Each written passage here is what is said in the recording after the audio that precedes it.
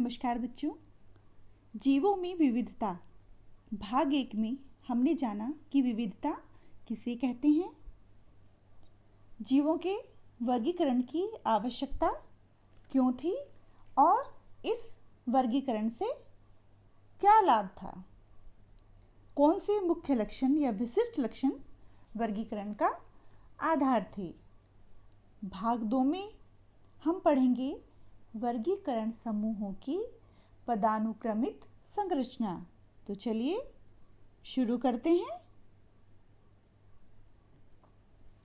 एक बायोलॉजिस्ट हुए, जीव वैज्ञानिक हुए R.H. विटेकर, जिन्होंने 5 किंगडम क्लासिफिकेशन प्रपोज किया, यानी कि 5 जगत वर्गीकरण प्रस्तावित किया।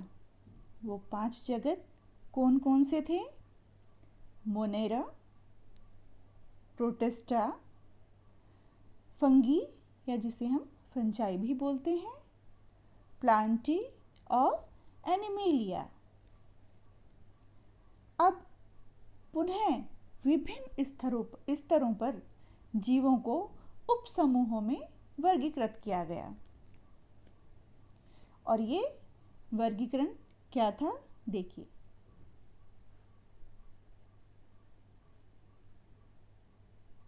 किंगडम यानी कि जगत, उसके बाद उपसमूह जंतुओं के लिए, और डिवीज़न हम पादप वर्ग के लिए यूज़ करते हैं। उसके बाद वर्ग, फिर गण, उसके बाद कुल, उसके बाद वंश, और सबसे बाद में आता है जाति। तो आप देख रहे होंगे कि डिसेंडिंग ऑर्डर में किंगडम से चल के kingdom, phylum, class, order, family, genus और स्पीसीज। इस वर्गीकरण के पदानुक्रम में जीवों को विभिन्न लक्षणों के आधार पर छोटे से छोटे समूहों में बांटते हुए हम वर्गीकरण की आधारभूत इकाई जाति तक पहुंचते हैं। थोड़ा विस्तार से पढ़ते हैं इस 5 जगतीय जीवों का वर्गीकरण के बारे में। जीव 2 प्रकार के, यूकैरियोटिक और प्रोकैरियोटिक। प्रोकैरियोटिक जीव कौन से? जिनमें प्रारंभिक कोशिकाएं, ये प्रारंभिक कोशिकाएं हैं और जिनमें स्पष्ट केंद्रक व केंद्रक कला नहीं पाई जाती, जैसे कि उदाहरणार्थ बैक्टीरिया, ब्लू ग्रीन एल्गी, नीले हरे शैवाल, साइनोबैक्टीरिया और माइकोप्लाज्मा। यूकैरियोटिक जीव कौन से जीव होते हैं ये? इनकी कोशिकाओं में आवरण से घिरे सुस्पष्ट केंद्रक होता है। ये एक कोशिकीय और बहुकोशिकीय दोनों हो सकते हैं। एक कोशिकीय में कौन आ जाते हैं? जैसे प्रोटिस्टा वर्ग, इसमें आ जाते हैं आपकी एल्गी, प्रोटोजोआ और डायटोम्स। एक कोशिकीय जीव, जैसा कि आप नाम से ही समझ रहे होंगे, जीवन की सभी क्रियाएं इन जीवों में एक ही कोशिका के अंदर पूर्ण होती हैं। बहुकोशिकीय जीव, अब इनका भी आगे 2 वर्गों में विभाजन हो गया। एक तो वो जो कोशिका भित्ति सहित थे, यानी कि जिनमें सेल वॉल पाई जाती है, और दूसरे कोशिका भित्ति रहित, जिनमें सेल वॉल नहीं होती। जिनमें कोशिका भित्ति नहीं होती वो क्या कहलाए जाते हैं? किस वर्ग में आते हैं? एनिमेलिया में।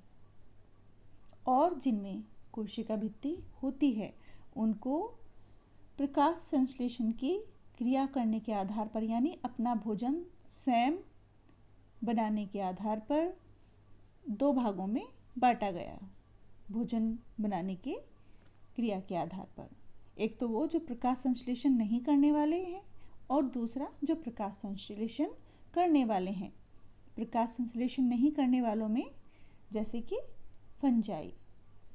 उदाहरणार्थ यीस्ट, लाइकेन, एगेरिकस। और प्रकाश संश्लेषण करने वालों में सभी पेड़ पौधे आ जाते हैं। इन पेड़ पौधों को आगे फिर से 5 समूहों में बांटा गया। तो आज हम स्टडी करेंगे विटेकर द्वारा प्रस्तावित वर्गीकरण के 5 जगत और किंगडम एनिमेलिया के बारे में। चलिए शुरू करते हैं।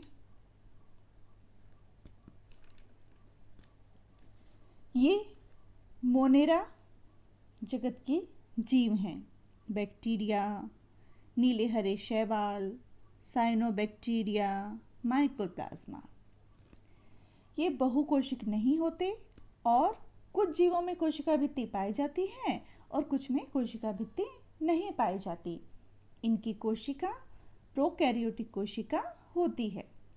इनमें संगठित केंद्रक और कोशिकांग नहीं होते।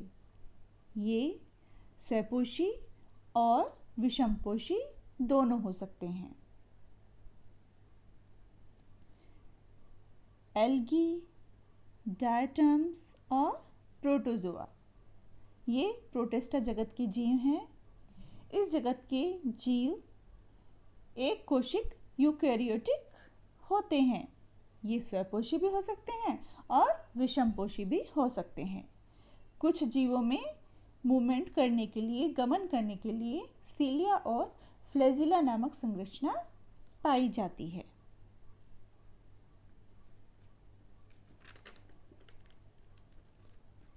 यीस्ट, एगेरिकस, लाइकेन, एस्परगिलस और पेनिलियम ये फंजाई जगत के जीव हैं। ये विषमपोषी यूकैरियोटिक जीव होते हैं, मृतजीवी होते हैं जो अपना पोषण सड़े गले कार्बनिक पदार्थों से करते हैं। फंजाई या कवक जगत के कई जीव बहुकोशिक क्षमता वाले होते हैं। इनमें काइटिन नामक जटिल शर्करा की बनी हुई कोशिका भित्ति पाई जाती है। इसके पश्चात आता है प्लांटी जगत यानी पादप जगत।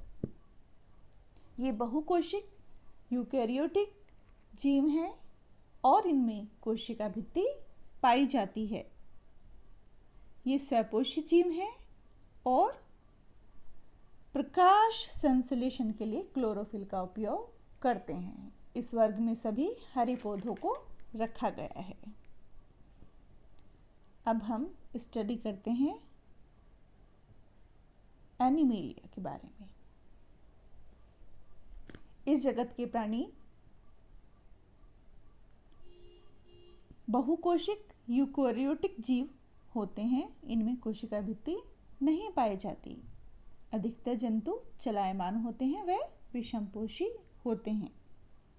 इस प्राणी जगत को आगे फिर से 10 समूहों में वर्गीकृत किया गया है। कौन कौन से हैं ये समूह? Porifera, coelenterata, platyhelminthes, nematoda, annelida, arthropoda, mollusca, echinodermata, protochordata और वर्टिब्रेटा। तो चलिए और विस्तार से अध्ययन करते हैं इनके बारे में। स्पॉन्जिला, साइकोन, यूप्लेक्टेलिया ये सभी पोरिफेरा जगत के अंदर आते हैं, पोरिफेरा समूह के अंदर आते हैं। ये समुद्री आवास में पाए जाने वाले अचल जीव हैं जो किसी आधार से चिपके होते हैं। इनके पूरे शरीर में छिद्र पाए जाते हैं जो शरीर में उपस्थित कैनाल सिस्टम से जुड़े होते हैं। इनकी शारीरिक संरचना सरल होती है और टिश्यूज का या ऊतकों का विभेदन नहीं होता। शरीर इनका एक कठोर आवरण से ढका रहता है।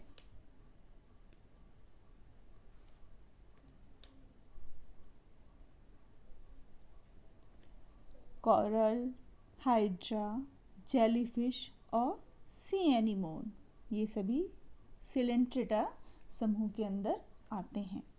ये जलीय जंतु हैं जिनका शारीरिक संगठन ऊतकीय स्तर का होता है। इनमें एक देह गुहा पाई जाती है। देह गुहा क्या होती है? Cavity in the body. शरीर कोशिकाओं की दो परतों आंतरिक व बाह्य परत का बना होता है और इनकी कुछ जातियां समूह में रहती हैं।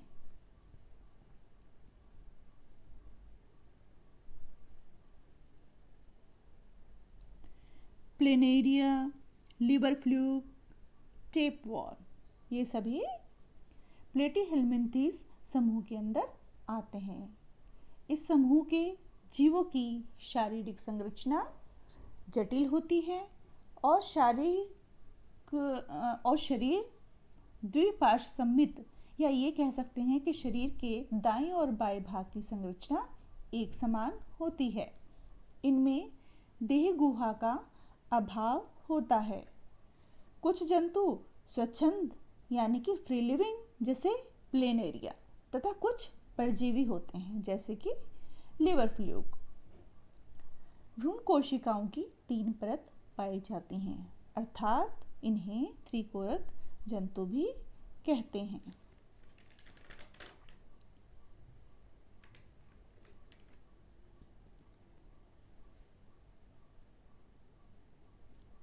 एस्केरिस, वुचेरेरिया, पिनवॉर्म्स, राउंडवॉर्म्स ये सभी निमेटोडा समूह के जीव हैं। इस समूह के जीवों की शारीरिक बनावट बेलनाकार व शारीरिक संरचना भी त्रिकोरिक होती है। ये अधिकांशतः परजीवी होते हैं। इनमें ऊतक पाए जाते हैं परंतु अंग तंत्र पूर्ण विकसित नहीं होते। ये अधिकांशतः परजीवी हैं। अर्थवोन, नेरेस, लीच ये सभी एनेलिडा समूह के जीव हैं। इस समूह के जीव भी त्रिकोरिक जंतु हैं और शरीर के दाएं व बाएं भाग की संरचना समान होती है। इनमें भी देह गुहा पाई जाती है। शरीर खंडयुक्त होता है। अंगों में व्यापक भिन्नता देखने को मिलती है और यह भिन्नता इनके शरीर में सिर से पूंछ तक एक के बाद एक खंड के रूप में उपस्थित होती है।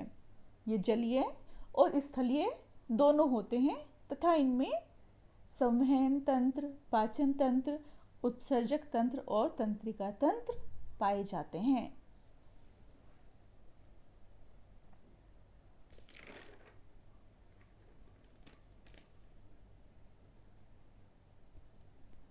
Arthropoda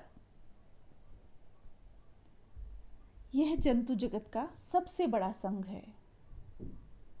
prawn, spider, butterfly, house fly, centipede, scorpion, cockroach, crab, बिच्छू, केकड़ा, मकड़ी, तितली, मक्खी ये सब आर्थ्रोपोडा जगत के समूह के जंतु हैं। यह जंतु जगत का सबसे बड़ा संघ है। इनमें शरीर खंडयुक्त व बायलेटरली सिमेट्रिकल होता है यानी कि दाएं में बाएं भाग की संरचना एक समान होती है। खुला परिसंचरण तंत्र पाया जाता है और देह गुहा रक्त से भरी होती है। इनमें जुड़े हुए पैर पाए जाते हैं।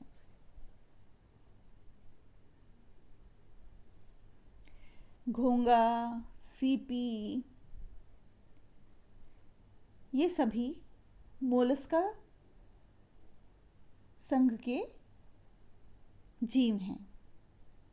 इन जीवों में भी बायलेटरल सिमेट्री देखने को मिलती है। देह गुहा बहुत कम तथा शरीर में थोड़ा विखंडन होता है, अर्थात शरीर खंडयुक्त होता है। अधिकांश जंतुओं में कवच पाया जाता है। खुला संवहन तंत्र तथा उत्सर्जन के लिए गुर्दे जैसी संरचना पाई जाती है।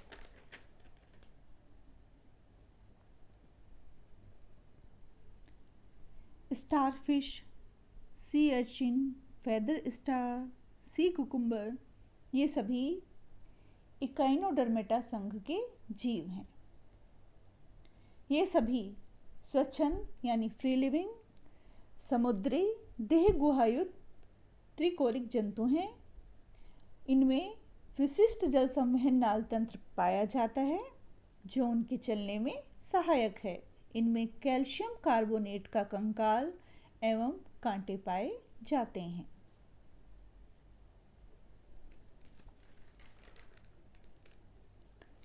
प्रोटोकोर्डिटा,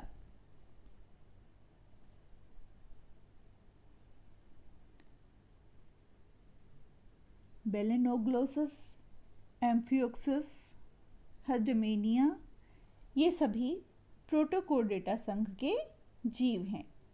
ये त्रिकोरिक देह गुहायुक्त समुद्री जंतु हैं और इनमें भी बायलेटरल सिमेट्री पाई जाती है। इनमें नोटोकॉर्ड पाया जाता है। यह एक छड़ की तरह लंबी संरचना है जो जंतुओं के पृष्ठभाग पर पाई जाती है। यह मांसपेशियों के जुड़ने का स्थान भी प्रदान करती है जिससे चलने में भी आसानी होती है।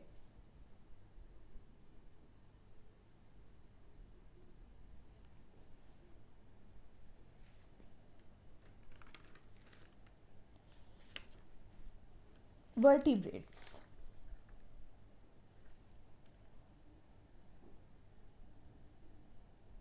इन जंतुओं में वर्टिब्रल कॉलम व इंटरनल स्केलेटन या अंतःकंकाल पाया जाता है। मांसपेशियों का वितरण अलग होता है। वे पेशियां कंकाल से जुड़ी होती हैं जो इन्हें चलने में सहायता देती हैं। कशेरुकी समूह के जंतुओं को फिर से 5 वर्गों में विभाजित किया गया है। पहला है पाइसेस यानी कि मत्स्य वर्ग। ट्यूना, रोहू, शार्क, ये सब मत्स्य वर्ग के जीव हैं। ये मछलियाँ जो समुद्री और मीठे जल दोनों जगह पर पाई जाती हैं। ये असमतापी होते हैं तथा इनका हृदय द्विकक्षीय होता है। इनका शरीर शल्कों से ढका होता है तथा ये अपना मांसल पूंछ का प्रयोग तैरने के लिए करती हैं। इनमें श्वसन क्रिया के लिए क्लोम पाए जाते हैं यानी फेफड़े पाए जाते हैं जो जल में विलीन ऑक्सीजन का उपयोग करते हैं। ये अंडे देती हैं। कुछ मछलियों में कंकाल केवल उपास्थि का बना होता है जैसे कि शार्क। उपास्थि का मतलब समझते हैं ना, हड्डियां कठोर होती हैं जैसे हमारे शरीर में भी हैं, और उपास्थि यानी कि कार्टिलेज जिससे हमारा कान बना होता है वो सॉफ्ट होता है ना हमारे शरीर के और भाग की अपेक्षा। इसी तरह शार्क में जो शार्क का कंकाल है वो उपास्थि का बना होता है। अन्य प्रकार की मछलियों में कंकाल अस्थि का बना होता है जैसे कि ट्यूना, रोहू।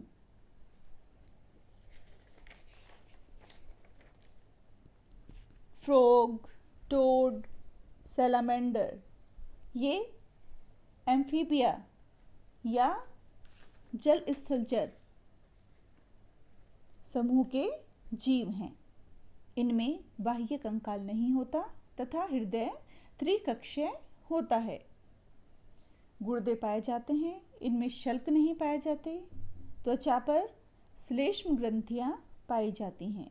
ये जल तथा स्थल दोनों पर रह सकते हैं और अंडे देने वाले जंतु हैं। इनमें श्वसन फेफड़ों द्वारा होता है।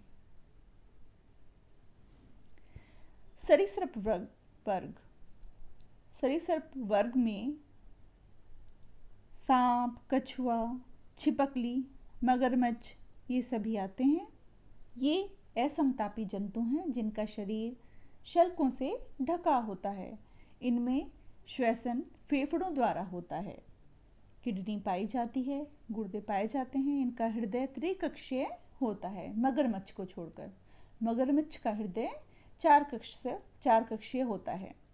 ये अंडे देते हैं और इनके अंडे कठोर कवच से ढके होते हैं। जल स्थलचर जगत के संघ के जीवों की तरह इन्हें जल में अंडे देने की आवश्यकता नहीं पड़ती। पक्षी वर्ग, ये समतापी प्राणी हैं। इनका हृदय चार कक्षीय होता है। श्वसन फेफड़ों द्वारा होता है तथा शरीर परों से ढका रहता है। इनके 2 जोड़ी पैर होते हैं। आगे वाले 2 पैर उड़ने के लिए पंखों में परिवर्तित हो जाते हैं। जैसे आप देख रहे हैं, कबूतर, कौवा, गोरैया, बगुला, शुतुरमुर्ग, ये सब पक्षी वर्ग में आते हैं। अब आता है स्तनधारी वर्ग। इसमें कौन कौन आ जाते हैं? सभी कुत्ता, शेर, बिल्ली, चमगादड़ और मनुष्य। इस वर्ग के सभी जंतु शिशुओं को जन्म देने वाले होते हैं और इनमें नवजात के पोषण के लिए दुग्ध ग्रंथियां पाई जाती हैं। ये समतापी प्राणी हैं और इनका हृदय 4 कक्षीय होता है। इनकी त्वचा पर बाल होते हैं और तेल ग्रंथियां पाई जाती हैं।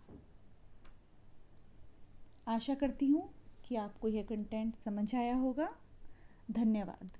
अगले भाग में हम इस अध्याय के प्रश्न उत्तर के साथ आप सभी से बात करेंगे। धन्यवाद।